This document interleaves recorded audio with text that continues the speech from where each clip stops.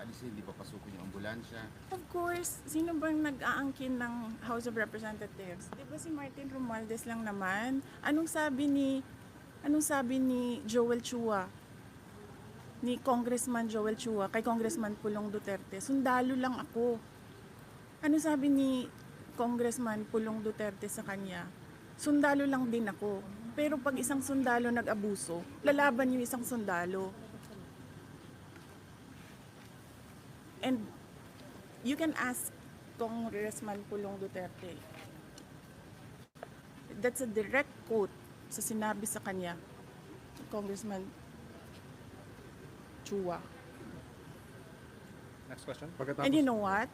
Kasi sinasabi ng doktor na parang isettle na lang namin yung charges. Kung ano man yung charges. Martin Romualdez, ikaw magbayad ito lahat. Pag namatay ito, ikaw magbayad lahat. Kung ano ang gusto ng nanay ni Zuleika Lopez, ikaw magbayad lahat.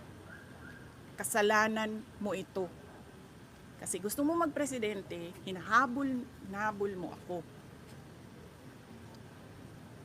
Tigilan mo na yung ambisyon mo. Wala nga boboto sa'yo. Wala. Ano na po mangyayari pagkatapos po nito? Anong plano?